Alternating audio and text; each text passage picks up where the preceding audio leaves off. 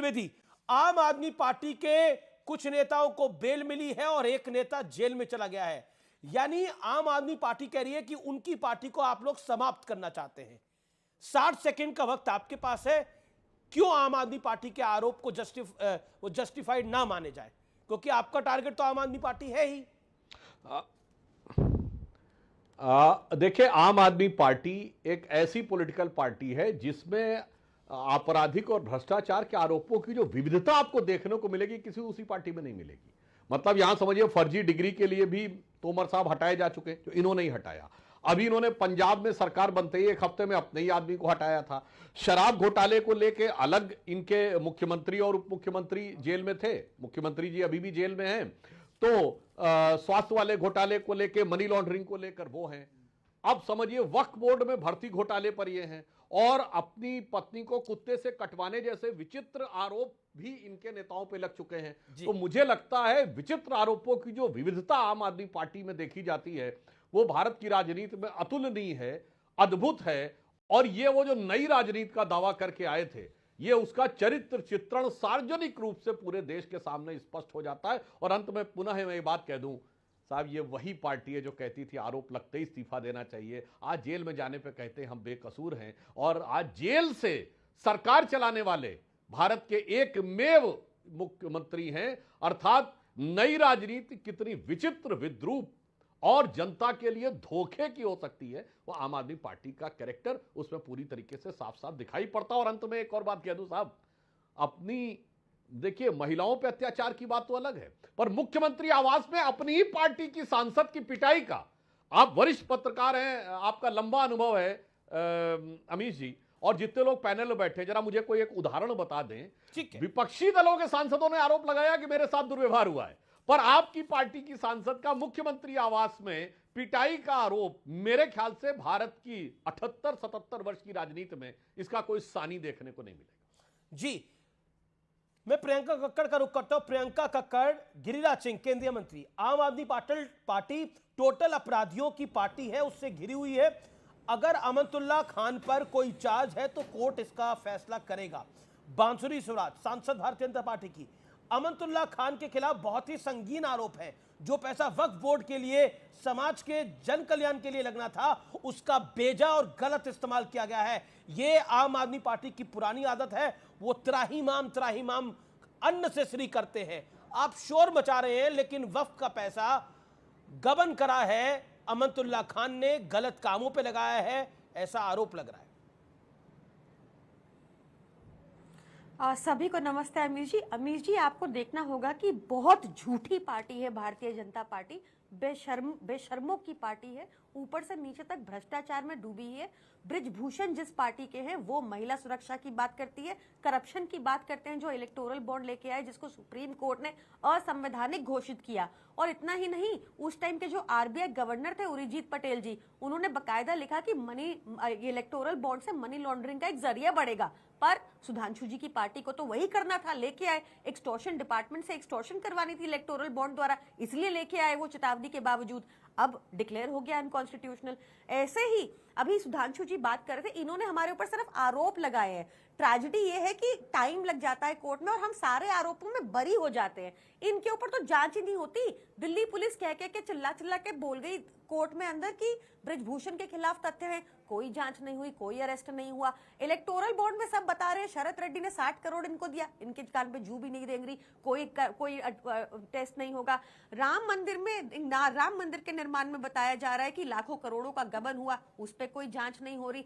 इनकी सारी एजेंसीज इनके अंडर है। अब आ जाते हैं अमानत जी की बात पे। अमानत जी जो केस पहले एसीबी ने उठाया, फिर उसी केस को नया कपड़ा पहना दिया उन्हीं एविडेंस के साथ सीबीआई ने, और अब ईडी हेडलाइन मैनेजमेंट कर रही है क्योंकि आम आदमी पार्टी के सारे नेता बाहर आ रहे हैं, सारा इनका शराब घोटाला ध्वस्त हो चुका है। तो एक नया आरोप लगा रहे हैं। और प्रियंका कक्कड़, आपने एक पॉइंट बोला कि हमारे नेता बरी हो जाते हैं।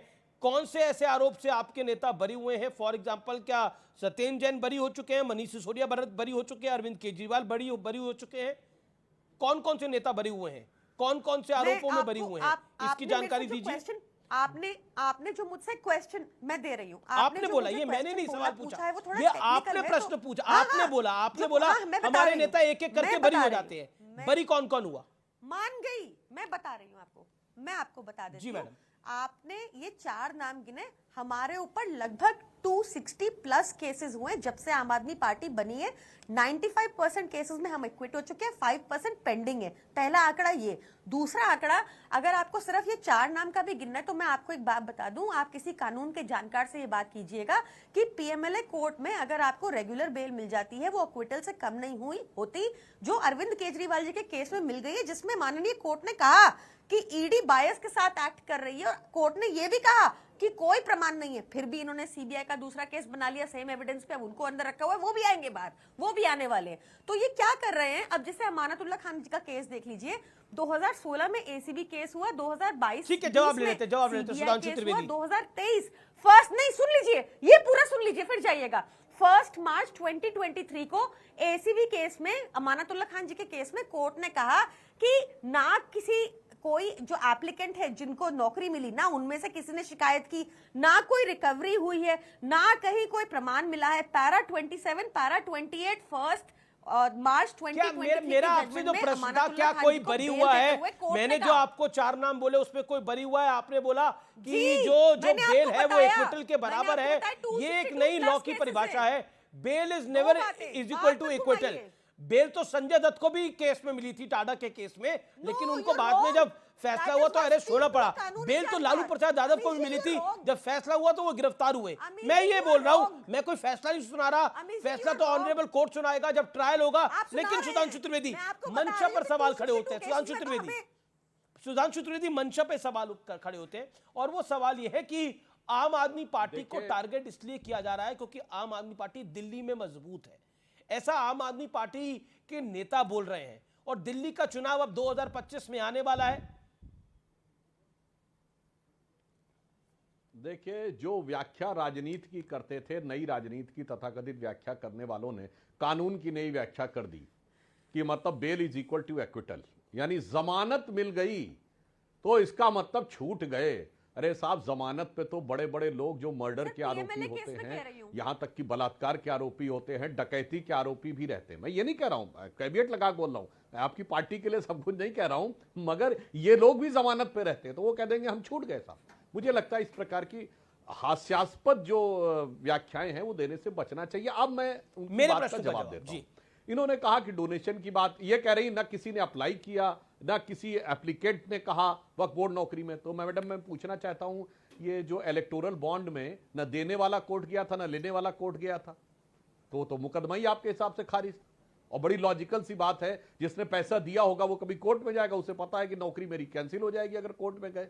तो इस ढंग के भ्रष्टाचार में यह कहना कि देने वाला और लेने वाला दोनों संलिप्त हो गए ना भ्रष्टाचार में, तो ये कौन सा तर्क हुआ कि उन दोनों में से कोई नहीं गया? अब मैं बताता हूं आम आदमी पार्टी की हकीकत। याद करिए डोनेशन के मामले में, अमीश जी याद करिए, ये वो पार्टी है जब ये बनी थी तो इसने एक बड़ा मजेदार बात किया। इसने कहा था 20,000 रुपए की चाय पार्टी, आपको याद हो, ये कह रहे थे चाय पार्टी होगी जिसमें 20,000 रुपए चाय पीने वाले को देना पड़ेगा। वो 20,000 क्यों था?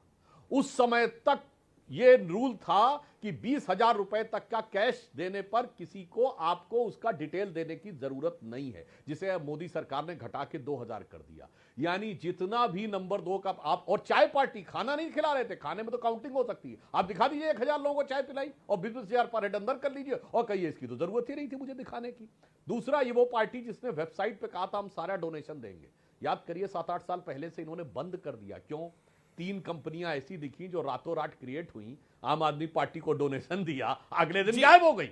उसके बाद से जो बड़ा दम भरते थे वेबसाइट पे देना बंद कर दिया। और अंत में मैं शर्म और बेशर्म जैसे शब्दों से अवॉइड करना चाहिए, मैं विनम्रता से कहता हूं, देखिए अरे आपने अपने टर्न, अरे भाई आपने अपने टर्न पे बोले प्रियंका जी, शर्म और बेशर्म जैसे शब्दों को अवॉइड करना चाहिए। आपकी पार्टी की शर्म क्या कही जाए, जो आरोप लगाने के बाद एक नहीं अनेक नेताओं से कोर्ट में माफी मांग चुके हैं।